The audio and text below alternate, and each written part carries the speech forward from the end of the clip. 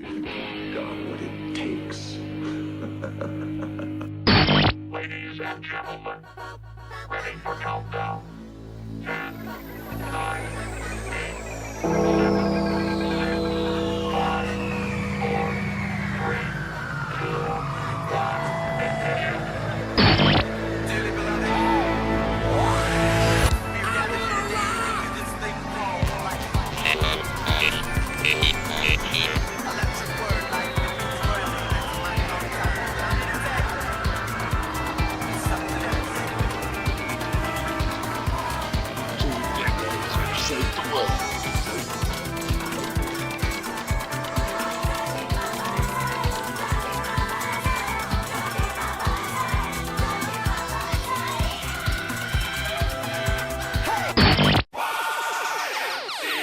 Man, this is some of the greatest stuff I've ever heard. Ooh. These go to 11.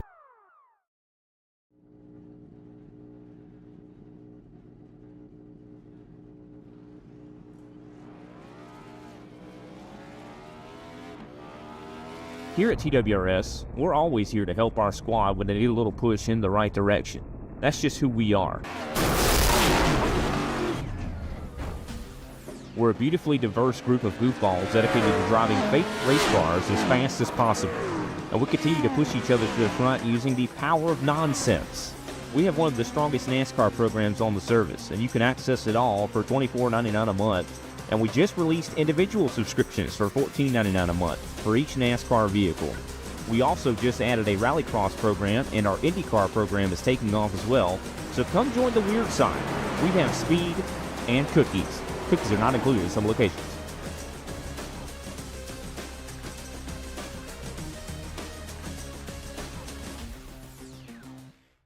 If you love the thrill of racing but hate the risks, then buckle up. Everything Simulated is here to merge adrenaline with absolute safety. In a world where technology meets adrenaline, Everything Simulated is revolutionizing driver training with state-of-the-art simulators. From truck training to the thrill of motorsports, our simulators offer the most realistic experiences across all automotive applications. Gone are the days of endless bookwork and basic drills. Now it's all about hands-on, pulse-pounding action that prepares you for the real deal. Whether you're maneuvering a heavy mining vehicle or racing a high-speed car, our simulators, equipped with cutting-edge technology from leaders like SimRigs and TrackRacer, bring every nuance of the drive to life. And talk about making a mark.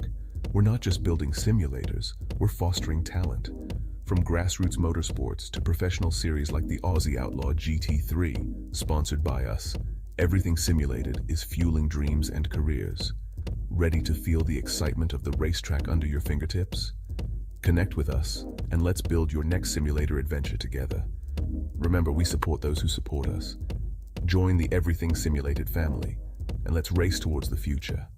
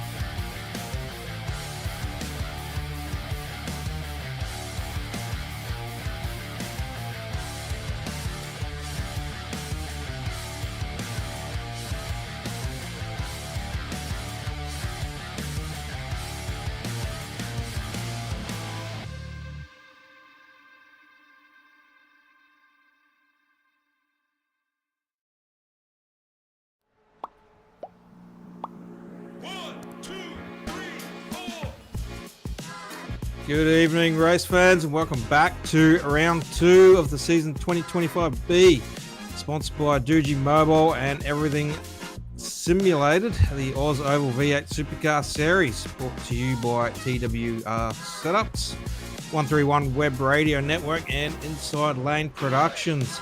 Kobe Jordan in behind the cameras, and once more, James Watson in the booth. How you going, James?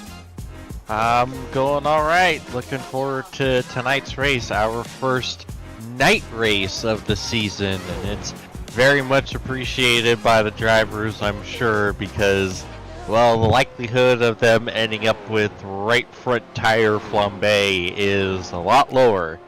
It's not gone. It's definitely much still there, but it's a little lower. Well, they'll be cheering because, as requested, they got an extra set of tyres this week as well, but they might not even need it for a night race. So we'll see how things pan out for them tonight. Last week's recap, round 1 at Atlanta kicked off the new season, and the 1-9 boys came to win with the 1-2 finish for Braden Sagerser and newly dubbed, as I'll call it, Mr. Consistent, Chris Bleakley. The Sim Boys driver Troy Davidson coming home in third. Had a blinder qualifier for Steve Hoppett, but that brought out some controversy with the tyre sets. So we did put a ban on the use of wet tyres until further notice. But a few drivers might not have got that memo tonight, so there'll be some penalties getting dealt out early.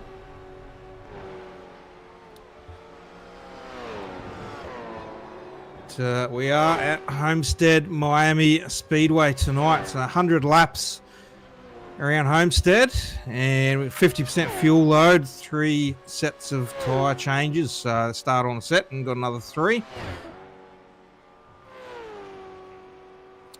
We'll bring up our current top 10 standings for the championship. And there you go. So that's only after race 1. So Long way to go before we crown the second championship winner, but Braden Sagasser off to a good strong start there. Chris Bleakley, Troy Davidson, Andy Barber, Cade Donnelly in your top 5. Todd Maxfield, Ryan Barber, Matty Ray, and Jamie Nankervis and Nicholas Walsh, your top 10. We're into qualifying now, so we'll let our drivers go through qualifying. I'll pass you over to James. He can have a quick chat around the track for qualifying with you. Yeah, Homestead is one of the most unique tracks on the schedule.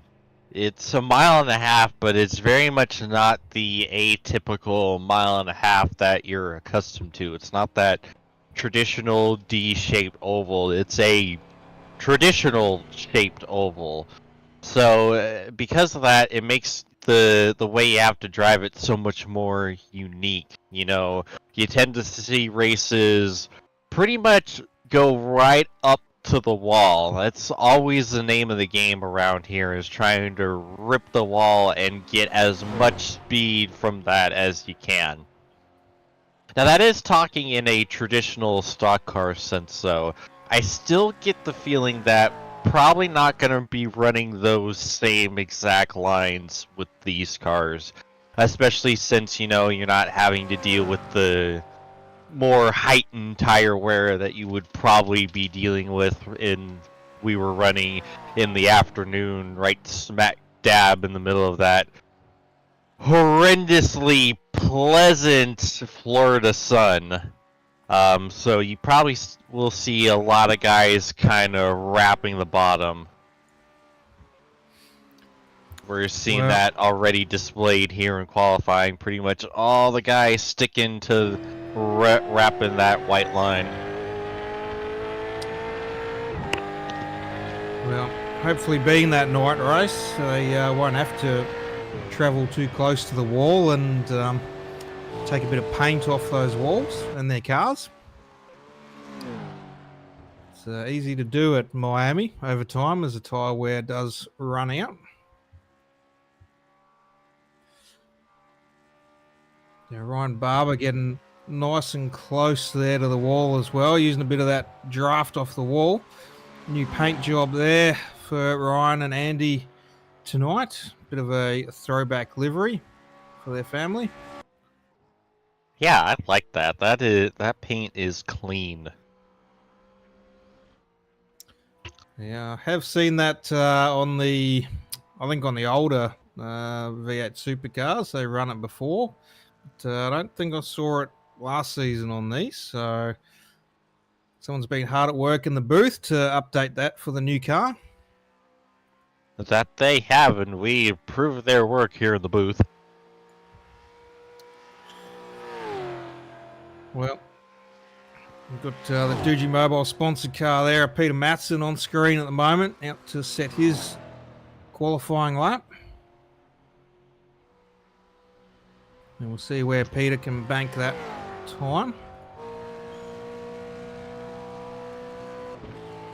It's a nice view there.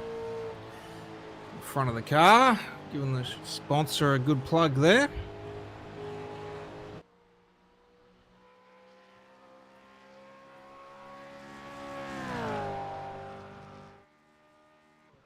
Making his way around the back straight now, so coming into turn 3, and actually I think that's turn 1. So he set a 35.2 there for his first lap, so to the bottom, but now he's coming around 3 and 4 there, and what's this time going to see? 35.1, so didn't go much quicker. Starting off the back of the field, a couple of cars still yet to bank their qualifying, but we'll go to a quick ad break, and then we'll be back with our starting grid.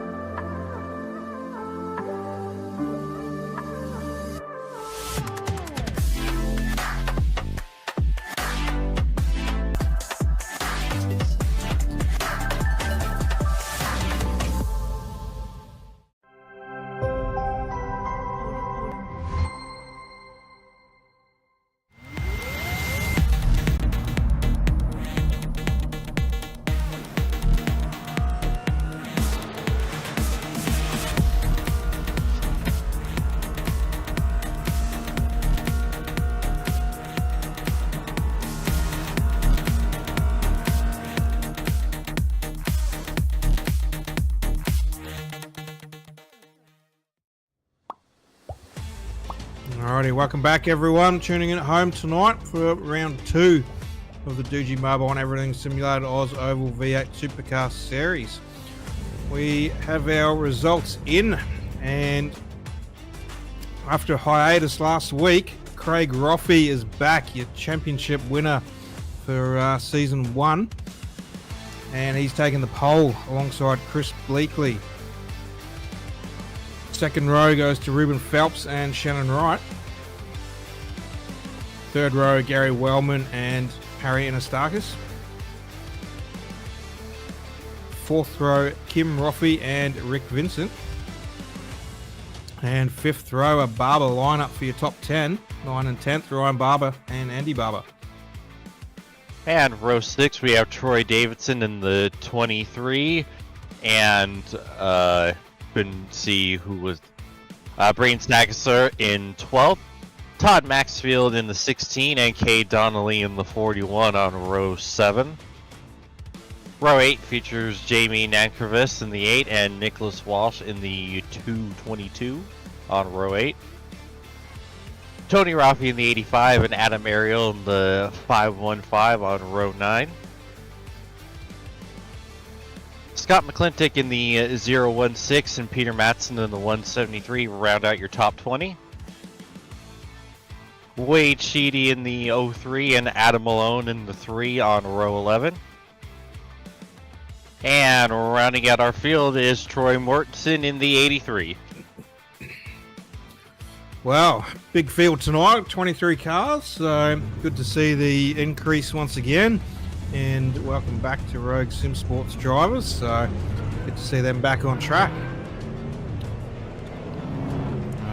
Bit of a split on the pit exit there. So a few drivers just taking that inside line and the outside line out to the track.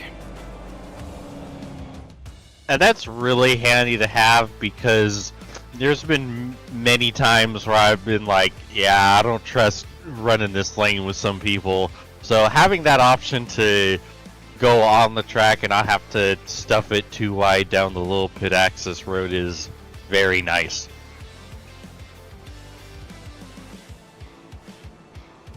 Alrighty, well, pace car lights are off. We're ready to go green. 100 laps at Homestead-Miami. Craig Roffey going to be taking us to the green flag. Nice bold numbers there on the side of that car. We can read the season, so thank you to that updated paint there. And we're coming to green, and we're dropping the flag. Craig Roffey, nice little jump there. Chris Bleakley going to slot in on that outside line. Isn't going to quite get the run he hoped for. That gave Ruben Phelps the inside run around the corner. Yeah, that outside line did absolutely nothing for him. I don't think he really got the corner entry and lost a lot of pace there. Looks like we're going 3 wide here. Yep, that didn't take long. Yeah, we're still 3 wide.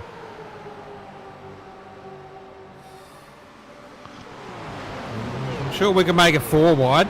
There's plenty of track there. Right? Oh, Looks like and hey, look! We finally have the 16 and the 23 in their right paint schemes. I was just about to comment that, and I'm like, hey, look, yep, he's picked up on that one too. Oh, we can tell them apart. Between that and the road guys putting their numbers right smack dab on the doors where we can see them clearly. Finally, they have taken all of our belly aching in stride and has made it very easy for us. Thank you, everyone. This makes our job so much easier. Quite frankly, I'm very disappointed in the whole field because I wanted to see 23 red, 23 Simboys car entries tonight.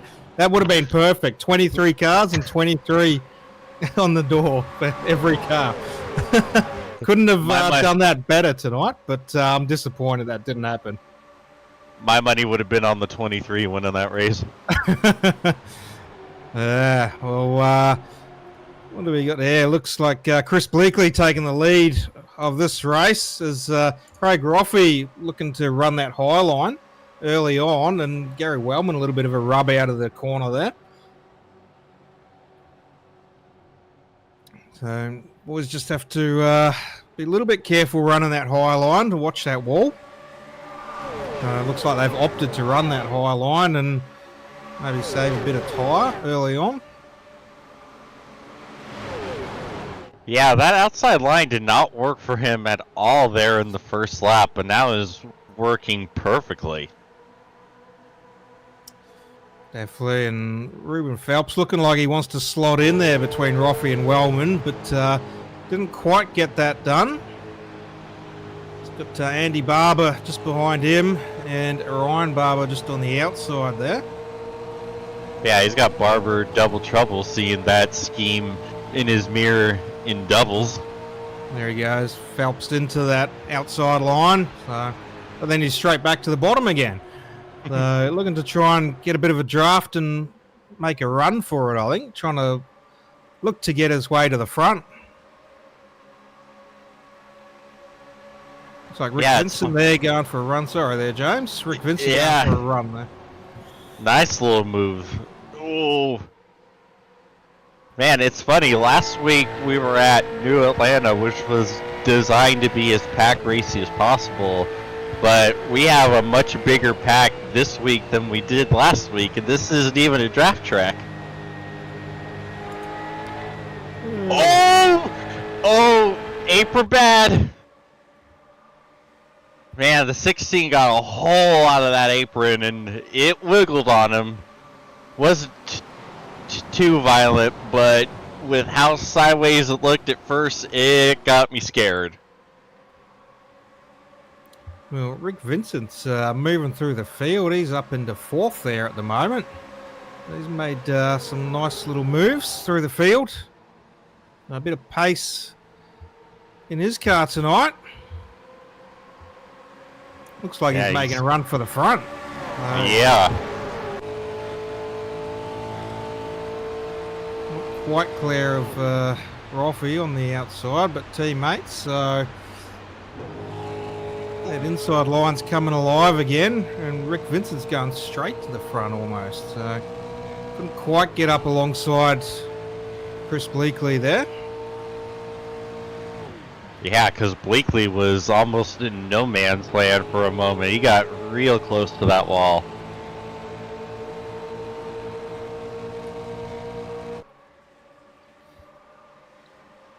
Troy Davidson there up into third now. And a little bit further back, you got Perry Anastakis there coming through as well. So a few of the Rogue Sim Sports guys making their way towards the front of this field. Whereas everyone else is just sort of pretty laid back at the moment, happy to sit where they are and follow the leader. Rick Vincent to the front now. Troy Davidson looking to make his way through to the front.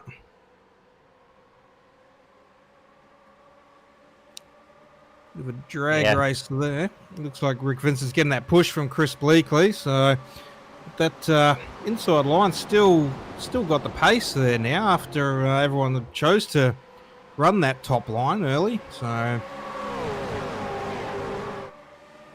yeah, I'm gonna be curious to see how his tires hold up, because he, as we can tell, he's been pushing it hard since the drop of the green. And you know why we don't have the sun blaring down on the track to really mess things up?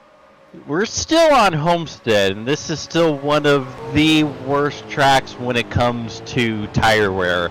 All that Florida sand just kind of wreaking havoc on these tires. So no matter when you're racing, you're always going to have those just absolutely tore up on the surface. So we'll see how that 94 is going in another 20 laps or so.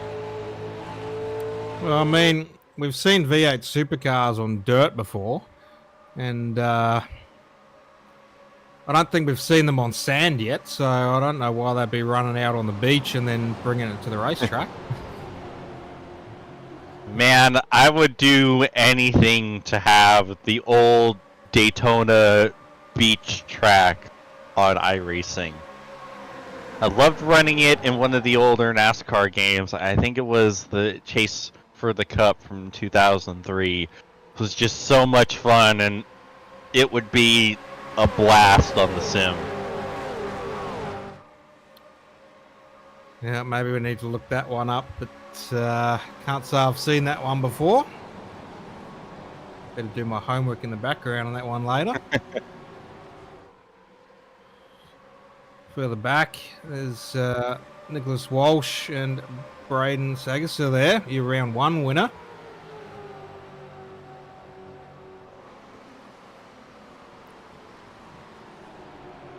Getting some compliments from Kobe on that lovely orange 222 for Nicholas Walsh.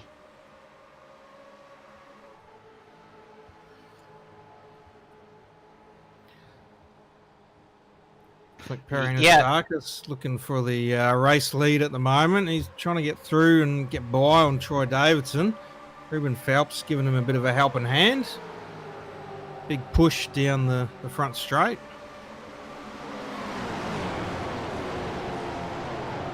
A little bit wide into the turn there for Phelps. Almost gave Todd Maxfield to run through, but managed to carry the pace and back up to that outside line, getting the toe.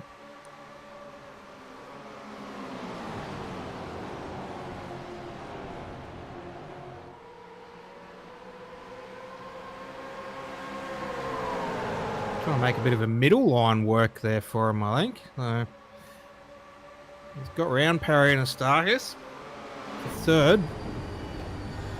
Trying to utilise all the track he can. Apparently, Ruben had a pretty good race yesterday at Arca Sparks.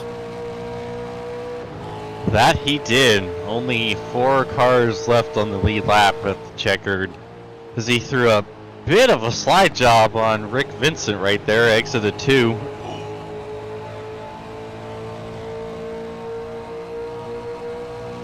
Rick giving it cut right back.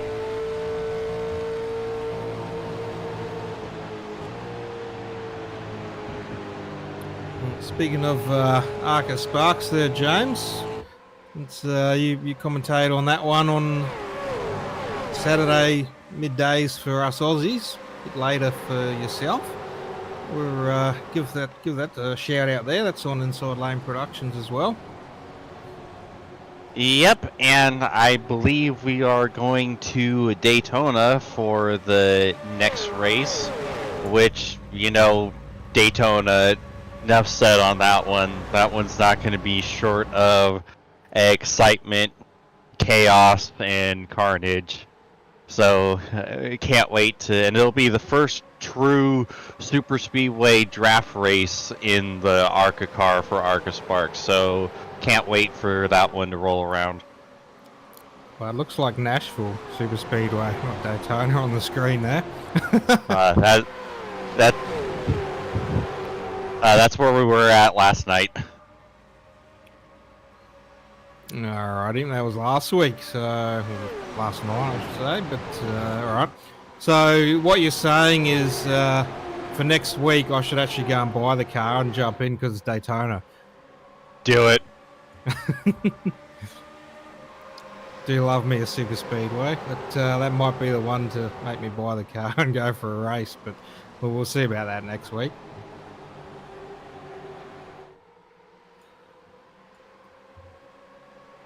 So at the moment, Troy Davidson still leading the race. A little bit of a breakaway there. Ruben Phelps trying to stay with him. A little bit of a gap over Perry and Aristarchus now. Yeah, look at that. It's about half a second right now. Looks like Ruben Phelps See, making a move. Blakely in the wall! And man, if Blakely didn't hit it, I think Kay was going to hit it because you could kind of tell the body language of that 41 car. It wasn't exactly doing what he wanted to do on corner exit. It looked like it was really starting to tighten up on him. Oh, man. Big moment there. Yeah, that's some pretty hefty contact. And you just saw at the front there, Phelps took over the lead of that race as well when that was all unfolding further back. Another little battle there. Rick Vincent, Todd Maxfield, Craig Roffey there at the moment. For 4th, 5th, 6th at the moment. Oh no! Big sideway. There comes Roffey. Oh, he into didn't the manage wall. to grab that. Oh, he's Did- back on track. And that's Did he keep bringing it out of the out- wall? Oh my goodness! How in the world did he keep it out of the wall?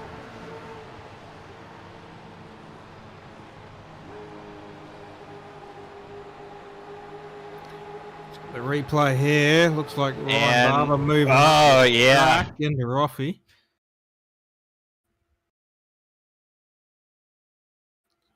Bit of a lock up and then a flick. Ain't no way. Ain't no way. Oh my goodness. Oh my. We need to see the Wow. back view of that because that's some drifting right there. Somebody That's some get the- drifting. Somebody get the Tokyo Drift theme going, because this is unreal. How in the world did he keep this out of the wall? We need this is some iRacing top 10 stuff right there. That is unreal. You have got to be kidding me. Like there's Formula Drift guys that are looking at it going, okay, I see you. Oh my goodness. Well, with that caution, first caution of lap 23 of 100, almost a quarter way into the race. That's going to see everyone come down pit lane. So, fuel, tyres, that'll be their first service done. We'll go to a quick ad break and we'll be back with you for the restart of the race.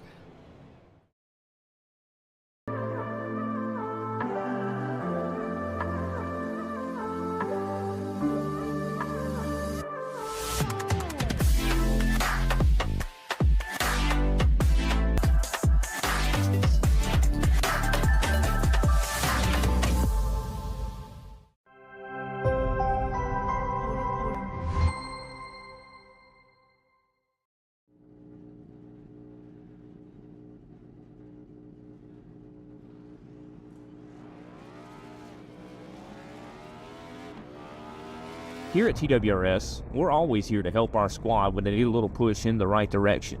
That's just who we are. We're a beautifully diverse group of goofballs dedicated to driving fake race cars as fast as possible. And we continue to push each other to the front using the power of nonsense. We have one of the strongest NASCAR programs on the service, and you can access it all for $24.99 a month. And we just released individual subscriptions for $14.99 a month for each NASCAR vehicle.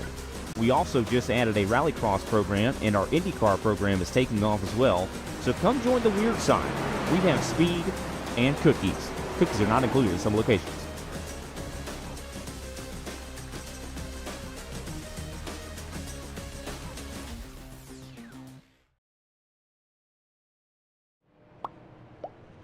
Alrighty, welcome back, everyone.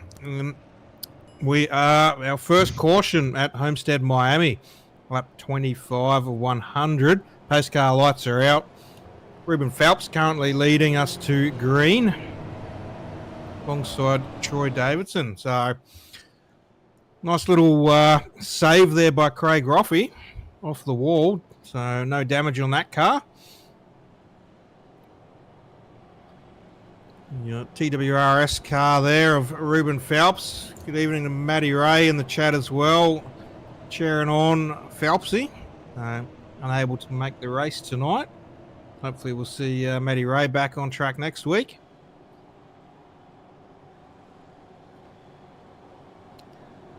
And Phelpsy having to do it hard tonight by himself. But, Gary Wellman riding behind him. Nice little jump there. Good start. Huge jump. Like, I don't know what was going on with the 23, but he wasn't even alongside at the restart zone. Well, That's given Wellman and Andy Barber a good run. So up into the top three. Wellman looking to make the move for the lead. Andy Barber coming back through as well. So Phelps getting left out a little bit there. Needs to shut that door on Troy Davidson.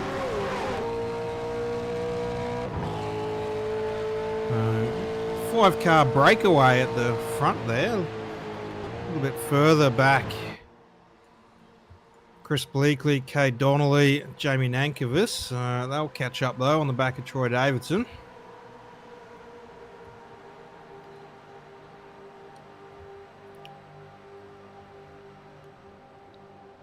Good to see Jamie on track there, and that everything simulated painted up car. Again, one of our sponsors for the series.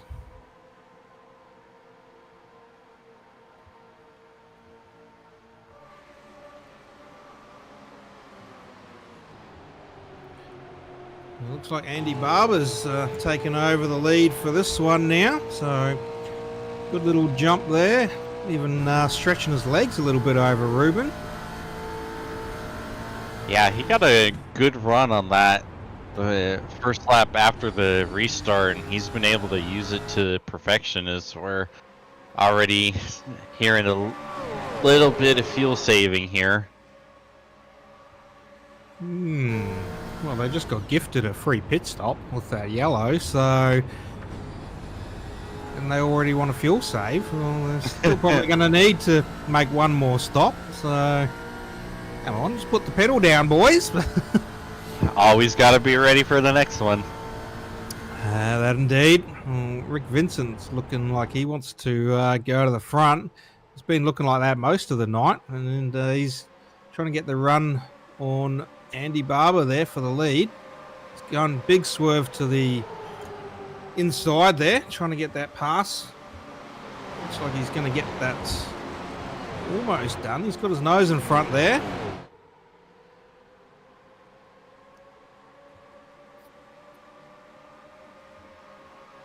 And that outside going to get the advantage with the draft, but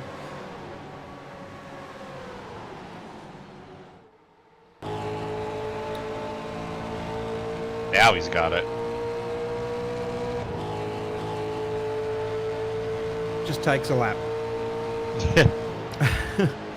Can't quite get the job done in 2 corners, so you got to use 4. And again, he just gets that little bit of a stretch on second place again once they get that luck clear. So again, I don't know if that's because of that fuel save a little bit, but it seemed to get a little bit of a stretch over second place who was out the front. Yeah, we saw it when Barber took the lead. Like, the moment you get ahead, you kind of spring forward by a decent amount as everyone kind of resettles and gets back in line and figures out where they want to run. You see the second pack here. It's a little bit off of the main draft.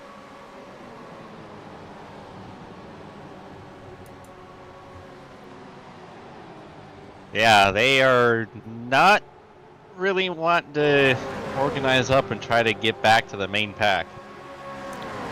You got Wade Sheedy there, I think Tony Roffey, Troy Mortensen, Peter Matson, Scott McClintock there.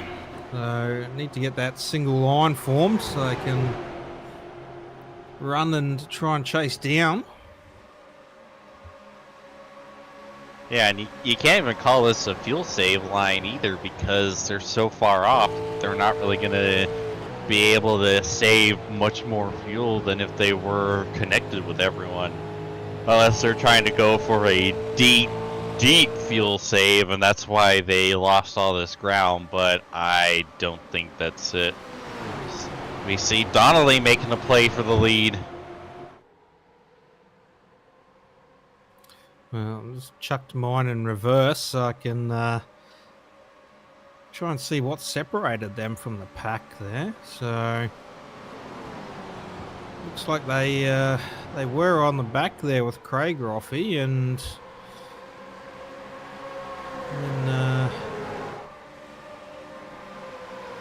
sure. I think they just Peter Matson there fell off the back of Craig Roffey, who managed to stick on the back of Shannon Wright, and yeah, the rest of the boys behind just fell off the main pack. It's like the worst feeling at a draft track when you just see the pack pulling away and there's nothing you can do. Although it's really... Oh, they're not saving it this time. Phelps... Damn... Oh, Blakely's around too!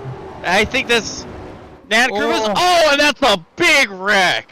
He clips on a Stakis. Oh, and I think we got... Oh, this is a never-ending wreck. Oh, Peter Matson almost looped it, but he's able to save it. Oh, that's going to be a lot to unpack. I reckon there's a... I don't know if there's a meatball there for Perry Stakis, so I don't know if it's a tyre or if he's lost his engine too when he... I think he clobbered into pit lane there, but got the replay on there. Todd Maxfield connecting Rick Vincent. Phelps there on the grass with a lawn mowing technique there. Manages to save it and get back on, but a little bit further back there, Harry and Astakis. Chris Bleakley up there in the wall. Jamie Nankovich there and just sending Harry and Astakis into the wall. Yeah, nowhere for Perry to go. That is just tough. Like, and McClintock hits him too.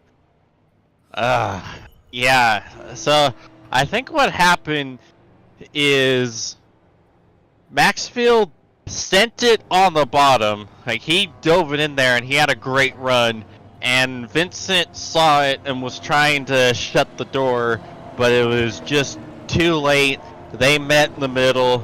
Well, Vincent goes around, Maxfield goes around, Phelps has nowhere to go and gets involved, and then I couldn't quite tell what happened to Bleakley. I think he, at least my initial watch through on his, I guess he must have just lost it trying to avoid it, but it is really hard to tell from what I was seeing. Well, it's going back in the reverse again, so a little bit of a check-up. He had his teammate Braden Sagasser in front of him, Troy Davidson behind, and yeah, it looks like he just lost it himself. The rear just took off under him, trying to slow down, and then trying to avoid Rick Vincent coming off track and straight up into the wall. So bit of a self-casualty there for Chris Bleakley. And as a driver, that just sucks when you're trying to avoid a wreck and you basically wreck trying to avoid it, as we see Nankervis on pit road for a stop and hold penalty.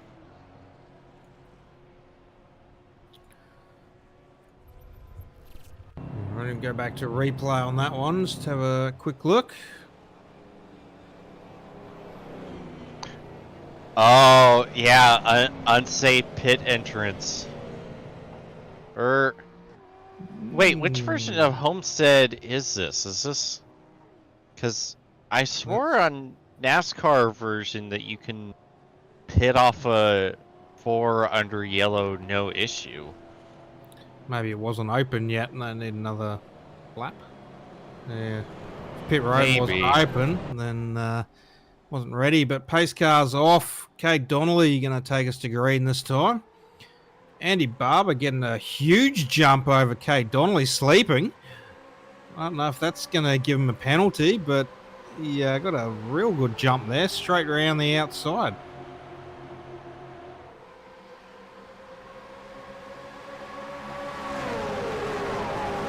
Braden Sagasser up into third now.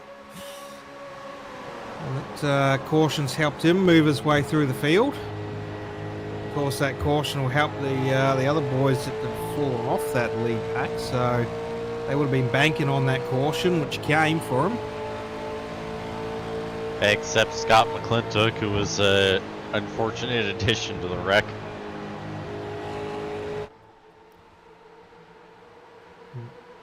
Ooh, Andy Barber looking for that inside gap, almost finding Gary Wellman. Yeah, he wanted to close it, and he saw it wasn't going to close, and he made the smart decision. Otherwise, that one was going to be another yard sale.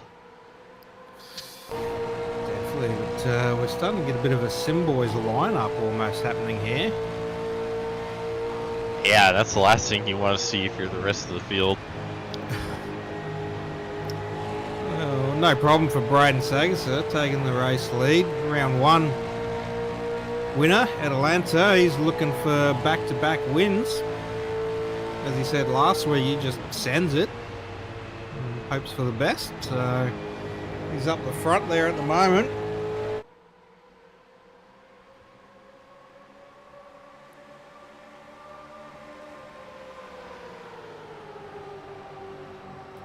Unfortunately, though, his teammate Chris Bleakley a little bit hard done by with that last caution, so a little bit of work to do on his own now. Yeah, you can see Bleakley towards the back of the field with no front bumper.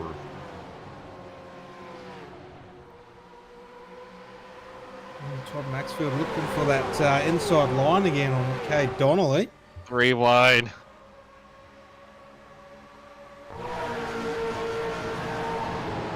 Oh no, there it is! Oh! That's a big one for Ryan Barber. We'll go to replay on that one for you. I don't think that car's going to be moving much. Ryan Barber there. Ruben Phelps, nowhere to go but the wall. And that car is going to be pretty damaged. Yeah. Looks like the engine's okay. He's trying to move it, but yeah, just obviously can't get off the hill there. So there's going to be a lack of power out of that car. Yeah, you can see in his eyes how angry he is. Well, that was the look of a man who is not very happy. Oh, I thought he was trying to look into his engine bay and see there's no motor there. It's somewhere down the track.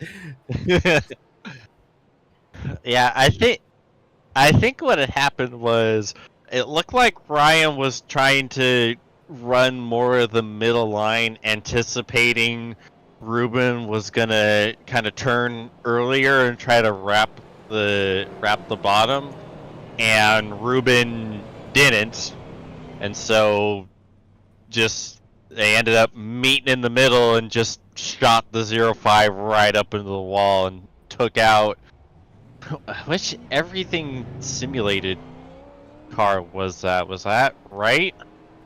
That was involved in it? Okay. Yep, Shannon Wright. And Scott McClintock, he was almost a part of that too. He was like, no, not again. Not this time. Most of the field coming down pit lane. A few drivers just opting to stay out. Rick Vincent, Peter Matson, Wade Sheedy. So they'll get a nice little jump out of that one to the front of the field. But we'll go to a quick ad break and then we'll come back again with the restart of this race.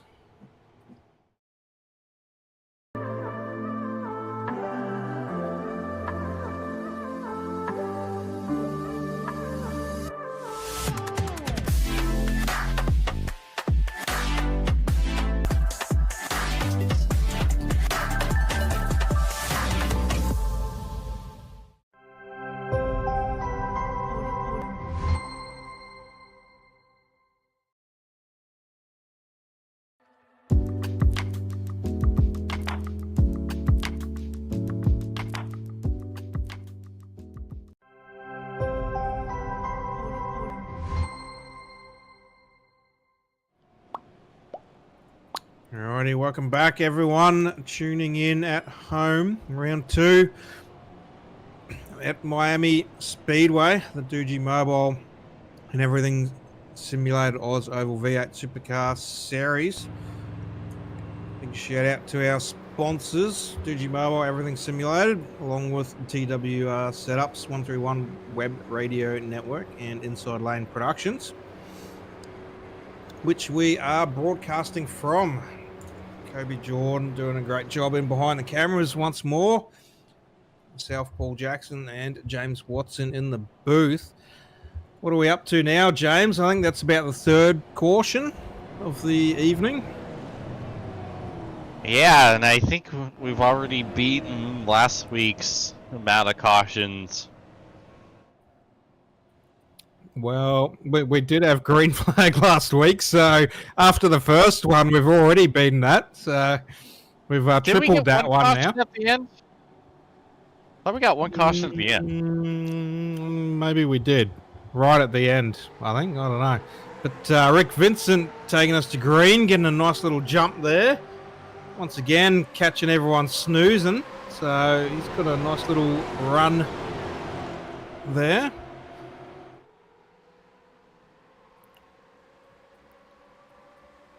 Peter Matson up into second with Wade Sheedy in third. So the front three didn't pit that time round.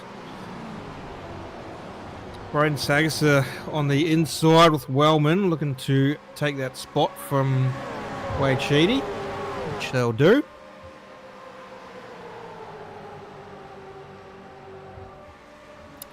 Be interesting to see. We're just trying to work out who opted for a tyre change there and who hasn't. So as you see there, the three drivers who didn't pit, so they got 8 lap difference there. Yeah, that's the thing, is that it's kind of hard for us to tell, so we're gonna kind of have to speculate here. And I will say this is the result of the added tire set now, because it kind of opens up a little more strategy, because before you kind of had to just focus on the 2 stops you would need to make and then factor in whatever happens towards the end caution wise as whatever may come. But now you have that extra set, so it allows you to maybe kind of take a gamble here. Maybe if another caution, bring it down, try to get yourself a little bit of a tire advantage and see what that gets you. Well, doesn't look like it's a worry for Peter Matson out front now. He didn't opt to pit, and he's made his way to the front. So he will still have a set of tyres, 2 sets of tyres, probably up his sleeve. So definitely gives him a bit more option for strategy later in this race. We're at the halfway mark now. Just rolled over 51 of 100. And currently led by Peter Matson. Oh no! Maxfield apron bad! He's going for another one. Can he hold it? 3 little slides there and manages to off track down the back straight, but he's going to lose a heap of spots there. And we saw him do it earlier in the race, and we told him apron bad. We told him, he just didn't listen to us.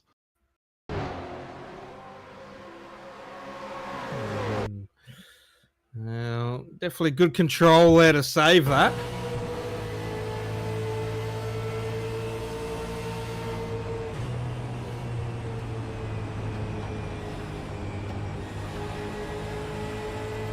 Like a little bit of a struggle turning that corner too after that. So we'll come back to the lead of this race. Peter Matson still at the front there. Braden Sagasser in that second with Wellman in third. Andy Barber in fourth. Troy Davidson in fifth. We have single line running at the moment. Looks like Braden wants to make that move for the race lead. Right on the back of Peter Matson there.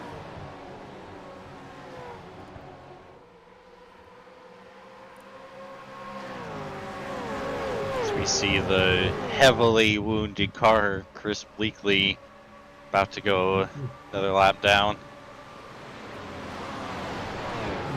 No bumper still on the front of his car, so didn't get that auto retouch feature installed on his car after he lost it. Yeah, that 1.9 Motorsports car is only worth about 1.7. 1.7, not 1.9, you reckon? Nope. Nope, he's missing a few tenths off of it. Well, Oh he's man, still got a bit of a pace, but that's really outdone yeah. Peter Madsen there, hasn't it? So yeah, poor Peter Madsen found himself in a 1.9 sandwich right there. definitely not what he wanted there. So gave the race lead back over to Braden Sagasser. Oh. Wellman and Andy Barber getting awfully close to each other there in middle of 3 and 4.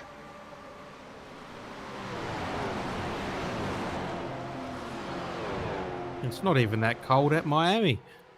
There you go. Look at that sun there. Even though it's a bit cloudy, partly cloudy. It's not cold. Don't need to be that close to each other. No, 77 degrees. That is nice and toasty for nighttime. Still probably humid as, but I'll get out.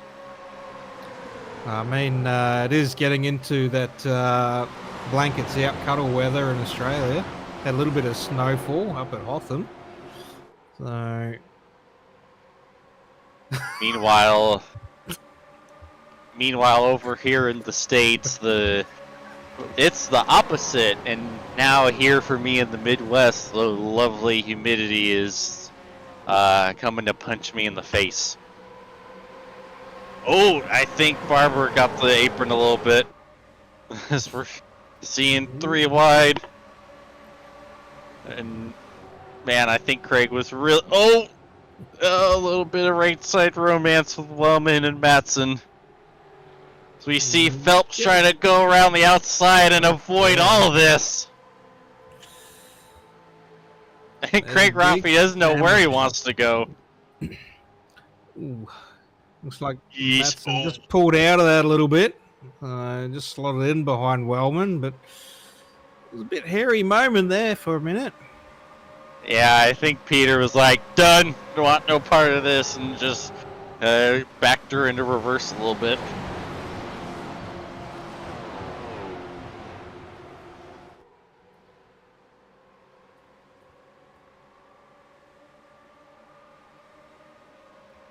Oh, block from Sagasser right there on Barber.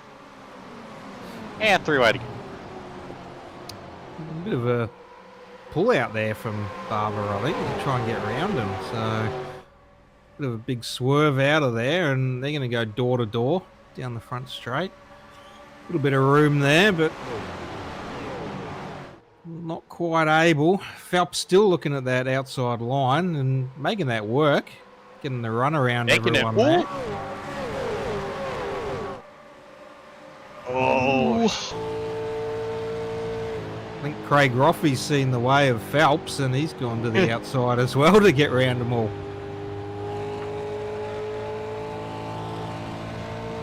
Meanwhile, I think the only person that's enjoying this more than us is Rick Vincent, who's about 6/10 ahead of all of this. I don't think he's quite able to pull away. Phelps just hanging on there, trying to close that gap. Yeah, he's still within draft range, but it's okay. Oh, oof. That nearly was disastrous for 16 and Madsen.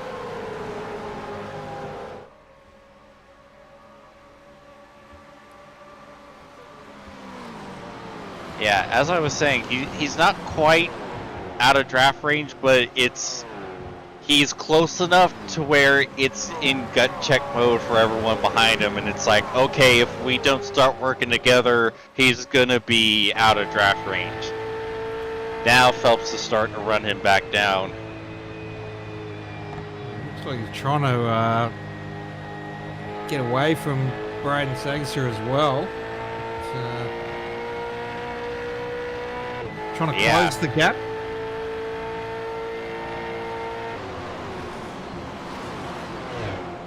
Alrighty, we're just going to go to one of our drivers. We're going to bring Ryan Barber up into the booth with us. So we'll drag him up. And Ryan, you got a copy there? Yeah, mate, I got a copy. Well, what happened there, mate? Your car's a bit toast? Yeah, pretty much that crash ripped the engine out of the car, so I couldn't get it off the banking, couldn't move the thing at all, so I just had to, take the gloves off and park it up in the pits, have some hot dogs, relax, watch the race, and come back next week and rebuild. Well, James, I did tell you he was trying to see if that engine was still in the engine bay there, but I think you were making a comment there. He had that look on his face. Obviously not the way you wanted your race to finish there, Ryan, so bit of hard luck there, but the old man's out there still trying to do it for the team. Yeah, he's pushing hard. He's doing a good job as well. We're kind of on split strategies in a way. That last pit stop, he took tyres, and I decided to just take the gamble, not take him, and just try and extend that tyre so I can, try and chuck on a new set at the end there and gain some points. But I guess I got my karma from earlier. I did hit Craig, and that was all on me, and I got my karma from the crash before. But yeah, it's been a good race so far. Everyone's been pretty clean, even though we've had a couple cautions, and I'm looking forward to see how it turns out. Yeah, just going to ask you anyway what the tyre wear was like, and having that extra set of tyres, has that helped, with the run? Is it just still a fuel save thing? I think we caught a couple of drivers trying to fuel save a bit as well, but how's the tyres helping? Well, we're limited to 50% fuel capacity in this race, and it seems like you can look after these tyres to, try and get a few more laps in it. And yeah, I know that a few of the guys at the front are clutching, so it seems to be more of a fuel race than a tyre race at this point. When we came in for that first caution, I still had 70% on my tyres, so I could have gone much longer. So the extra set of tyres definitely does help. It does let us race a little bit harder, which makes it a bit more interesting on the broadcast. And we're not just coasting and trying to save tyres the whole time. So having the extra set of tyres does help. It's like a day and night difference here, but at the end of the day, it's gonna be a fuel race here. So what's the fuel run on a tank? How many laps can you get out of a tank there? In the draft, about 42.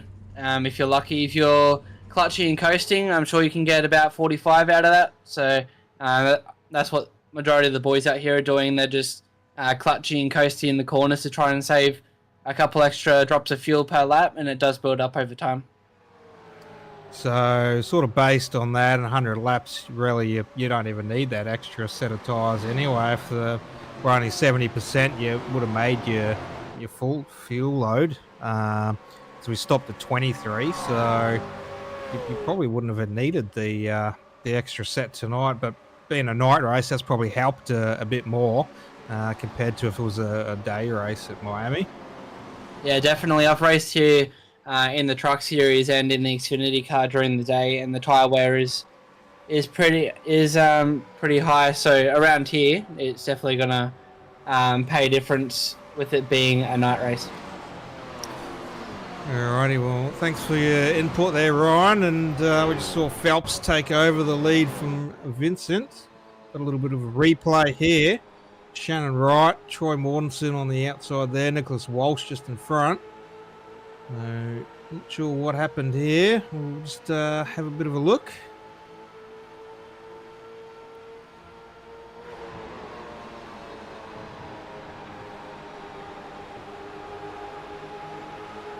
Not too sure what's going on there, but see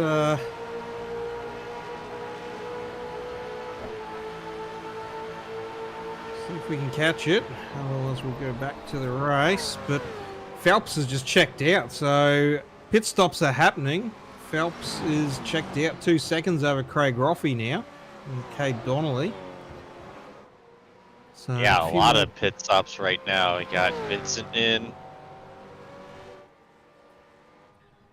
It looks like most of the field is in, so Yeah, Donnelly sticking it out again. Wade Sheedy sticking it out. Remember, Wade didn't pit last time under caution, so probably still yet to pit. But we're coming up that 3/4 mark now, making our way to 75 of 100. It's 72 at the moment. And there's our last stop. So Wade Sheedy, the longest running driver at the moment. So the boys probably just sticking it out there, trying to make that fuel load work a bit and keep those tyres. Hope for another caution, possibly. Try and get a pit under caution. Have those fresher tyres. Craig Roffey just coming out of pit lane now as the field comes by.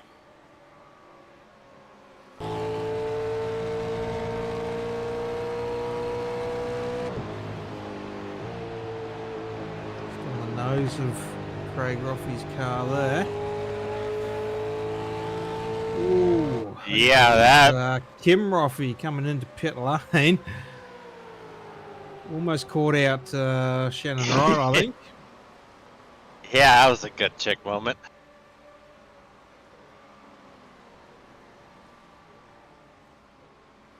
It's got McClintock off, out, and Kim Roffey in. Ruben Phelps almost a 4 second, 3.5 second to Cade Donnelly behind now, but again, these drivers still have to make their final pit stop.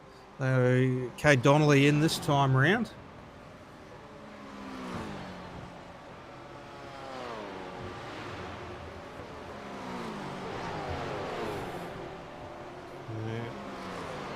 It's just a matter of when Phelps is going to pull that pin and make his stop. Let's see where that plays out for him. Car, Chris Bleakley still looking very average there with no front bumper. Yeah, it looked like he was carrying a high rate of speed, bringing it down to pit road. I didn't know any better. I swear he was gonna pull a Larson here from a couple years ago.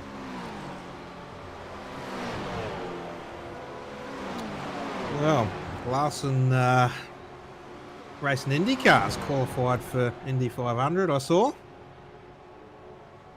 Yeah, and I think he had another wreck.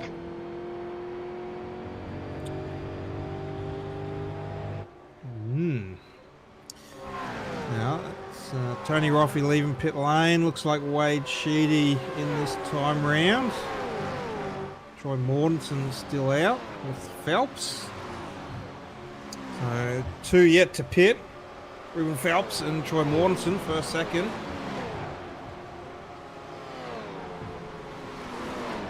Definitely trying to offset that strategy. Have those fresher tyres for the end of the race. Yeah, he's really going for that offset. It's a lot longer than I think any of us would have expected him to go.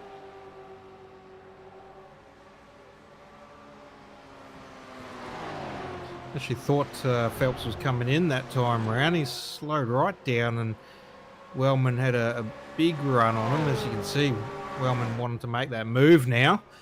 Currently in third, so he'll get his lap back, but he's still got to get around the track. So you can definitely see Phelps is trying to stretch that out, that run, and he's coming down pit lane this time around.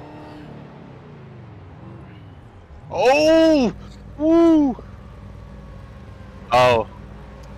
Bit of a sideways moment there, but sure why. I think that's Ryan Barber's car there, just sideways in his pit bay there.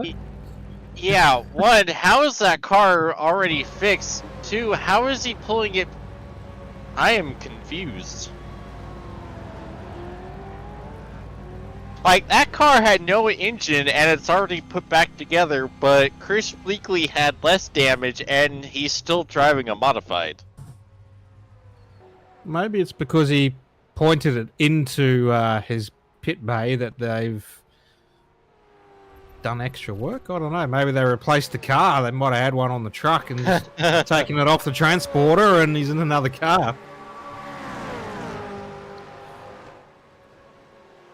Okay, now I think he's done. But Wellman chasing down Troy Mortensen now for the race lead. Troy Mortensen's still yet to pit. So he's in pit lane at the moment. So interesting to see where they'll come out, where Phelps come out. Phelps up back in 5th there. And Morty coming out of pit lane. You could almost mistake that turn, couldn't you? You could go left there off the track coming out of pit lane. Lucky for the lights. yeah, having the first couple corners for the infield road course right there always can make things just a bit confusing.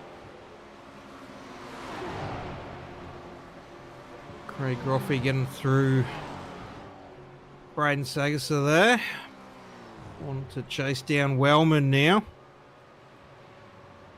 New season 1 championship winner.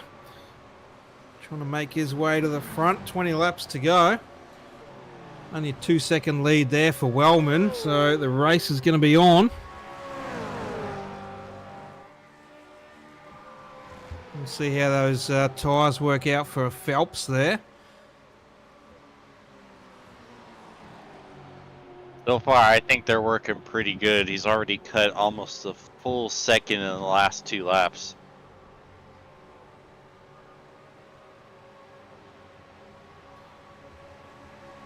Well, there won't be no fuel saving going on anymore, and you can see he's trying to close that gap. So definitely closing the gap on Wellman.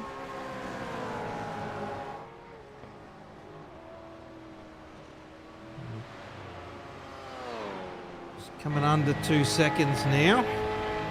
Maybe Wellman's just on the cruise, maybe saving those tyres, let everyone catch up and burn their tyre off and trying to chase him down while he's still cruising, keep the tyre there and focus on those last few laps to try and pull away again, maybe.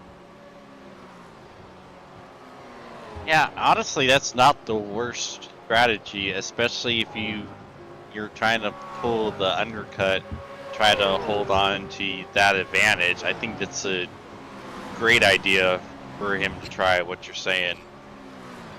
Now, whether or not he's actually doing that is a different story. Well, I mean, I've been in that spot before trying to chase down leaders and ended up going backwards by burning up the tyres. So you're always watching, you see, I'm closing that gap, and they've just been cruising that whole time, and then they sail off into the sunset once you get there. Looks like, I don't know if that was Andy Barber coming into pit lane. It is. So, not sure what's going on there for Andy Barber.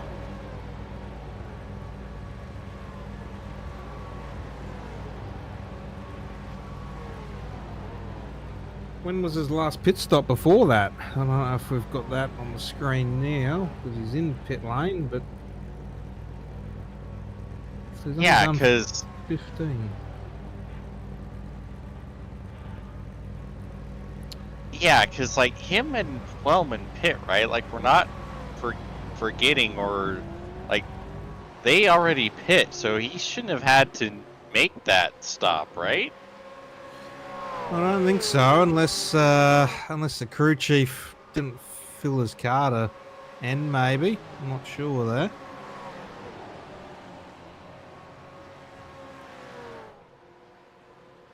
Well, 15 to go, and they've only pitted about 15 laps earlier. Ryan said there was about 40-odd laps to a tank, so I don't think everyone else will need to pit, so my money's on the fuel load.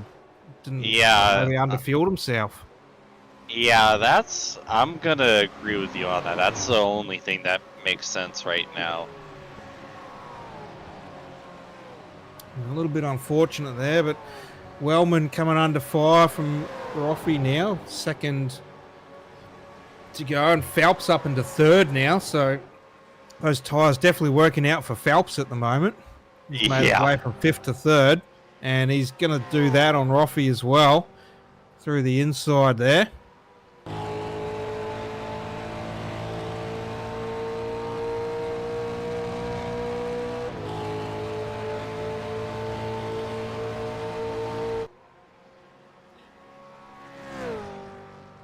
Half a second now to Wellman. Wellman got Perry and Astakis there in front for a little bit of a tow, but it's not going to help too much. Phelps is on the hard charge. Yeah, he's coming at too many knots right now. He's gonna get him within the next lap or so. It's still a good strategy call by the 45, because this is still gonna put him in a pretty good position, and as long as nothing crazy happens, I think Gary will still at least probably bring home top P4 or P5, because he's still got good gap back to Vincent in fifth, who's not really gaining all that much, if at all. Oh! Bit of contact. Phelps coming through saying he's here. Yeah. Not giving him an inch. Yeah, that was very nearly the unless something crazy happens that I mentioned. Definitely making him go the long way around the track, but I saw Phelps had made that work a few times tonight around the outside. Yeah, but Wellman is not giving a tire advantage. What tire advantage? And Phelps just slotting in front there. Oh, Wellman in and he the hit the wall. wall. Ooh, I think that could be the tire right there.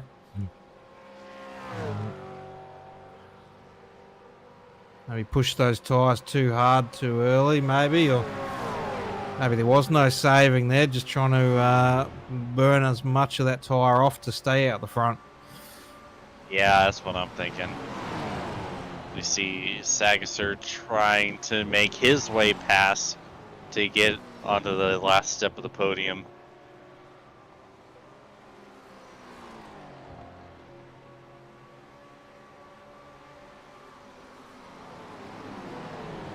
Looking for that inside on Wellman. I reckon he'll get that done fairly easily there.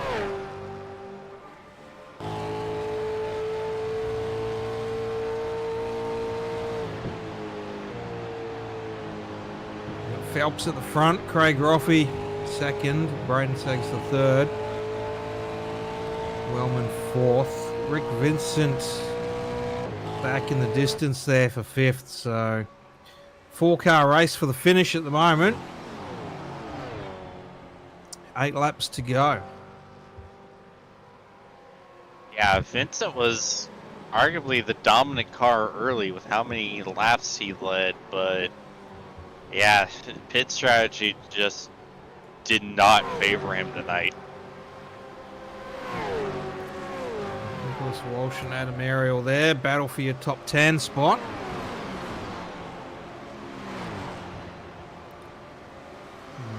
Adam Ariel got that inside run. Not running the Penrite paint this week. Back to his yellow livery there that we saw late in last season. It's Yeah, I very, think very clean and fresh there, James. Yeah. Yeah, I think I said that car reminded me of a lemon the last time I saw that paint. Well, I'll go one better, lemon meringue. That the white perfect. white cream on top. There you go. Perfect. Definitely a good dessert there. But Shannon Wright coming down pit lane at the moment.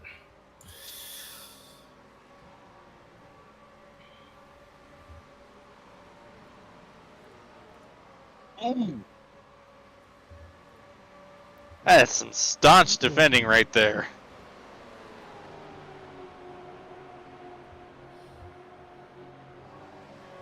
Oh boy.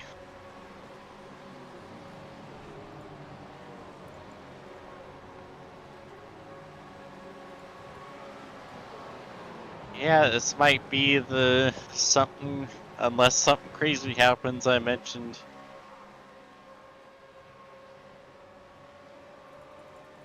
Kim Roffey, Tom Maxfield. Spicing things up for the final few laps. 7th and 8th spots. We know either team is not going to want to let that position go.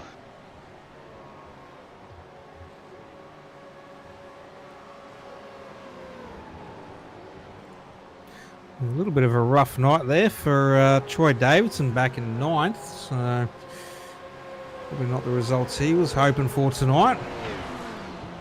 Yeah, another car that was up there early on, but right there, tail end of the top 10. It's again, pit strategy just did not favor him.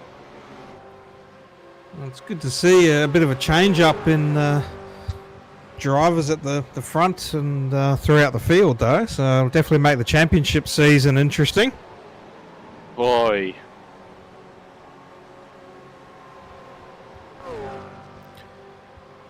Two laps to go now. Phelps almost a second lead over Roffey, so Phelps looking strong to take that checkered flag for the round 2.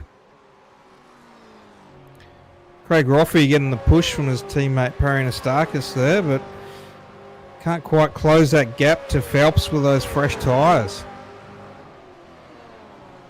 Yeah, with what we're seeing right now, Phelps is praying, giving it everything that he can get that white flag before this turns sideways.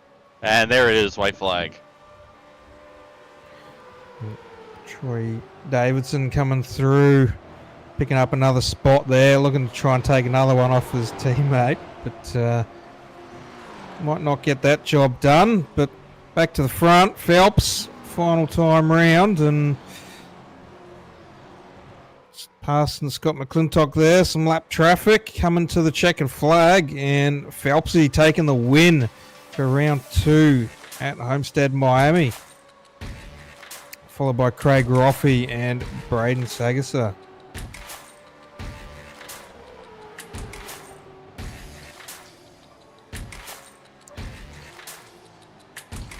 Yeah, Wow. see.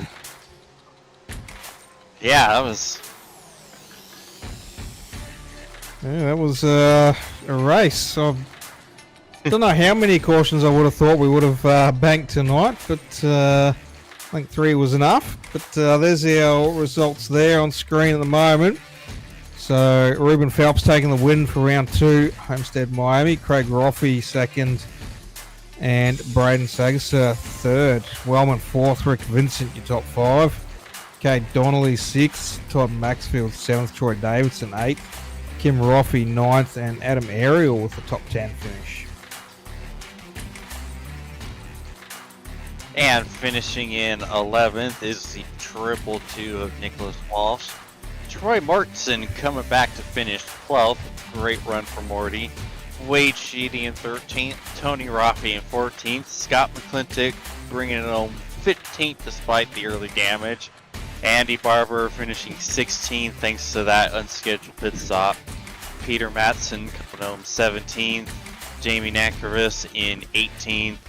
Leakley and his 1.9 Motorsports modified in 19th, and Shannon Wright bringing it home P20, 12 laps down.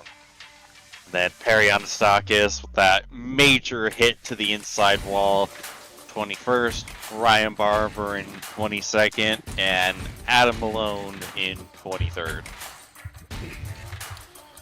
Well, that's your results for round 2 the Doogie Mobile and Everything Simulated OzOvals V8 Supercar Series at Miami. But we'll go to a quick ad break. We'll get our podium up in the booth and we'll have a chat with them. Got what it takes. Ladies and gentlemen, ready for countdown. 10, 9, 8, 7, 6, 5, 4, 3, 2, 1, ignition.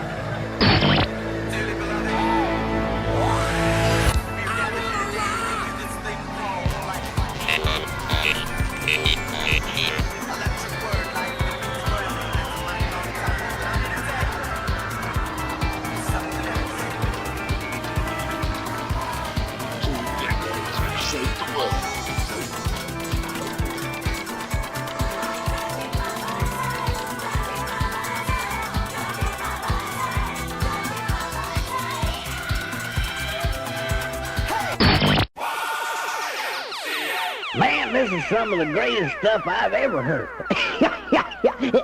Ooh. These go to 11.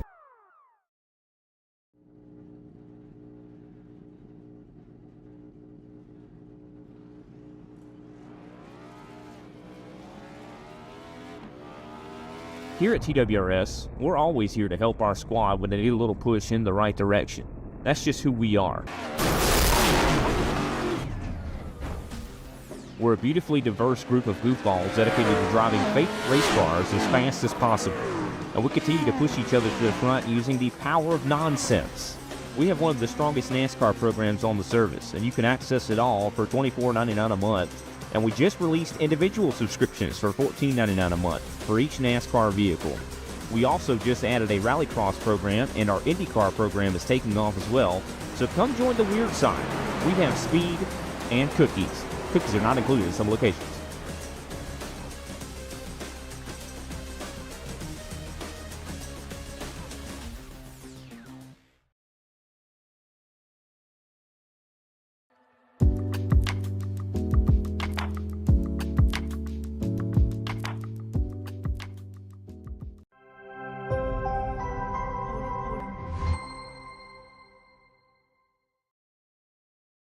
If you love the thrill of racing but hate the risks, then buckle up.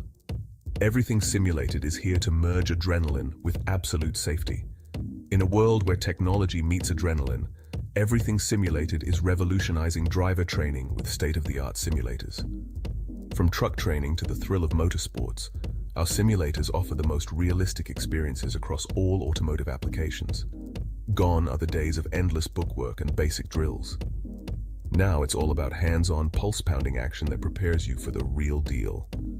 Whether you're maneuvering a heavy mining vehicle or racing a high-speed car, our simulators, equipped with cutting-edge technology from leaders like Simrigs and Track Racer, bring every nuance of the drive to life. And talk about making a mark. We're not just building simulators, we're fostering talent. From grassroots motorsports to professional series like the Aussie Outlaw GT3, sponsored by us, Everything Simulated is fueling dreams and careers. Ready to feel the excitement of the racetrack under your fingertips? Connect with us, and let's build your next simulator adventure together. Remember, we support those who support us. Join the Everything Simulated family, and let's race towards the future. Alrighty, welcome back everyone. Thanks for tuning in tonight for round 2 of the 2025 Season B Doogie Mobile Everything Simulated OzOvals V8 Supercar Series, brought to you by TWRS Setups, 131 Web Radio Network and Inside Lane Productions. Race done and dusted. We've got our podium up with us in the booth, and to kick off, we've got Braden Sagasa coming home in third. Good evening, Braden. Hey, how you doing? Yeah, not too bad. Yourself? Yeah, just cruising around. Cruising. Well, last week you said you'd send it, and you did last week, and come home with a win, and now you're back on the podium again this week. So you started out of 12th and come home third. Yeah, to be honest, I had no confidence with this track. I was really struggling in practice and quali, but I just stuck with it and hope for the best, and I'm really, really happy with P3. Yeah, it looked like a little bit of a slow start to the race for you, and that mid-pack qualifying, so just sort of pacing around, and yeah, the race just sort of come to you as it went. Yeah, that's it. I had no pace for Ruben and Craig. They came first and second for a reason, and yeah, I just had nothing for them. But I'm glad, congrats on Ruben for the win, and yeah, Craig on his return back for a P2. Yeah, it'll definitely come down to a bit of strategy there, I think, in tyre and late pit stops there. So Ruben was one of the last to pit besides Troy Mortensen, so definitely had a bit of pace in his car as well with the fresh tyres, and had a bit of pace all night anyway. But yeah, definitely helped with those newer tyres, so it was definitely going to be a hard one to beat. Yeah, that's right. Yeah, I was one of the first to pit, and yeah, tried doing the undercut and trying to get a bit enough gap, but they just had too much pace, and I didn't fight them too much either. I just let them go and just trying to follow them. Yeah, well done on a P3 tonight, and a little bit of hard luck there for Chris Bleakley as well. Didn't quite able to save it. Looked like he slowed down so he could avoid you and maybe Rick Vincent there, and ended up sending himself in the wall. Yeah, it just he said it just got loose on him. He said there was no contact. I think it was just off throttle, an off throttle slide or something, and he just just overcorrected a little bit too much. He was up there as well. It's unfortunate, but always on to next week. Yeah, definitely. Well, might have to strip that title of Mr. Consistent and give it to you now if we see you back in the booth next week. But we wish him all the best, and yeah, you boys will be back next week anyway, so hopefully some better results for Chris there. But we'll give you a shout out to all your sponsors.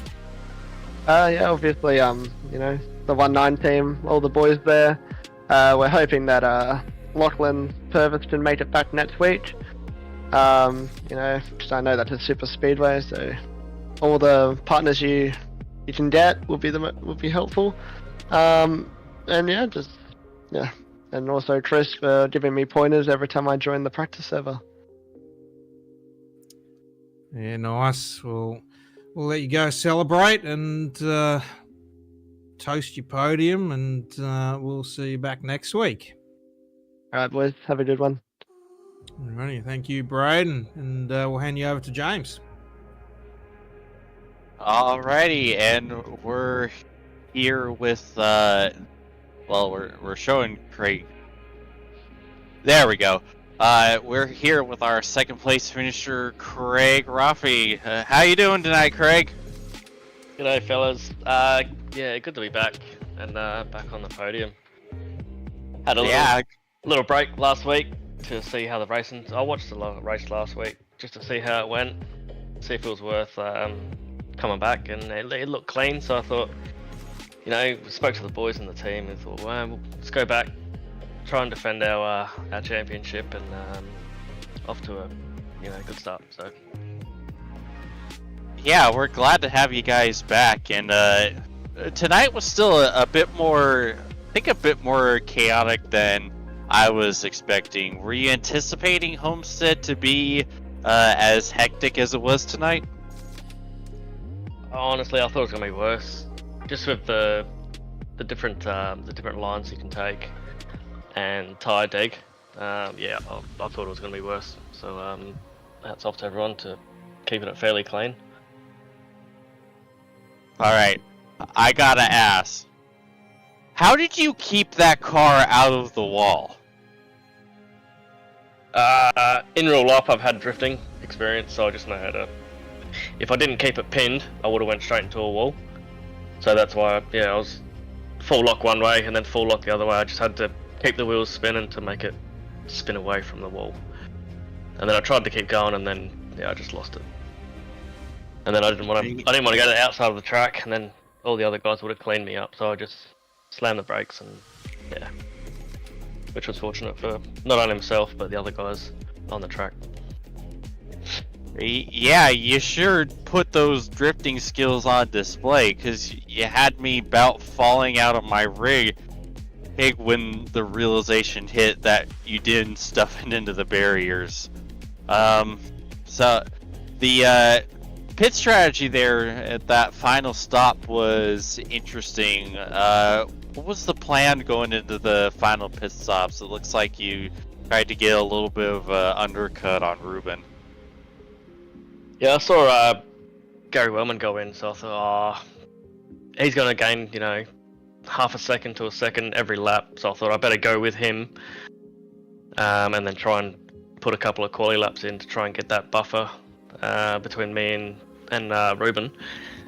But yeah, I think I come out 2 seconds in front of Ruben, and then I just knew he was going to catch me. That's why I let him past in the green room. I said to him, I had nothing for you.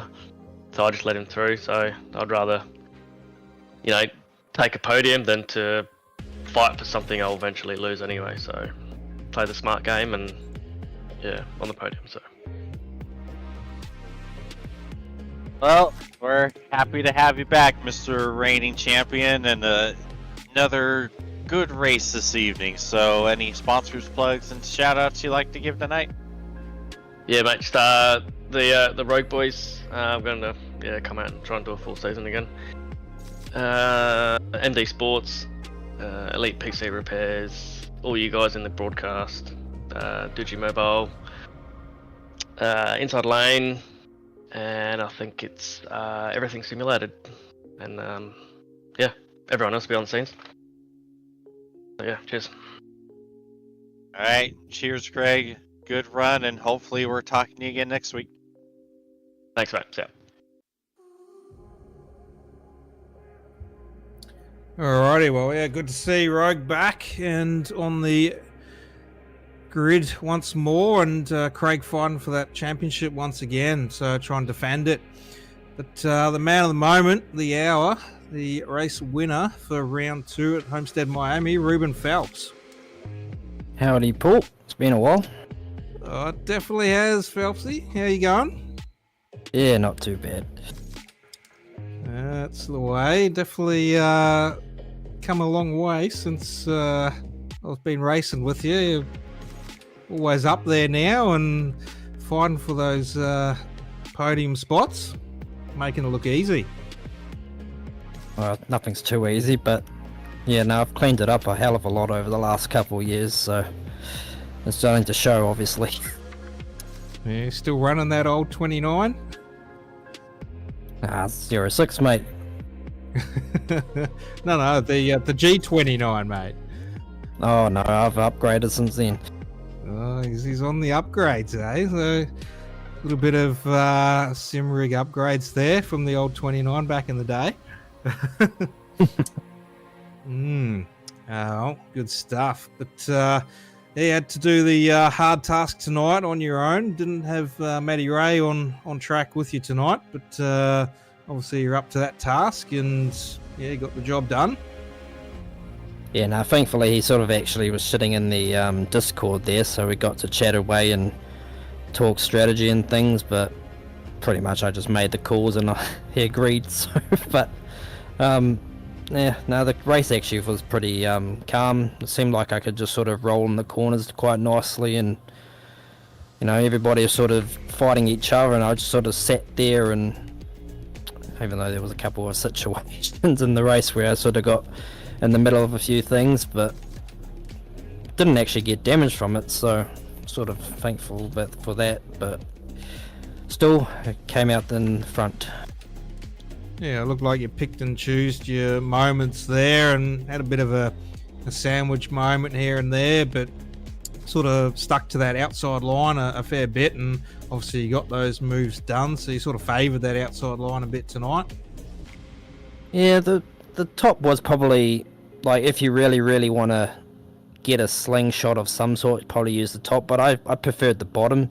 But I think when I was at the top I did have a little bit more grip at that time, so if I was on equal tyres it probably would have been a bit more of a harder task, but still they managed to get around them and came out on top. Yeah, well, definitely strategy paid off tonight, and that later pit stop and the fresher tyres managed to chase down Wellman and come away with the win. So good job there. We'll let you have a shout out to all your sponsors, and I'm sure James is cheering in the background there as well that you got the win. Yeah, of course, James coming on board with TWRS has come on board with the last couple of weeks. Of course, SRM Australia, Matty Ray and Lockie and Matty Budd and Brendan Henderson and the crew. Of course, Scotch's Race Fuel, Cut Sticker Co.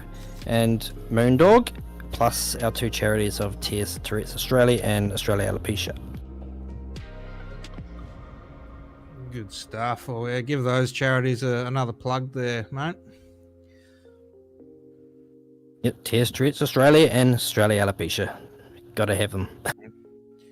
Good stuff, doing it for the charities. But well done on the race win and our podium tonight. Ruben Phelps with the win at Homestead-Miami, Craig Roffey and Braden Sagas second and third. So thanks everyone for tuning in at home tonight. But that's round 2 done and dusted. If anyone wants to become a sponsor there, shout out to us at argussparks@gmail.com.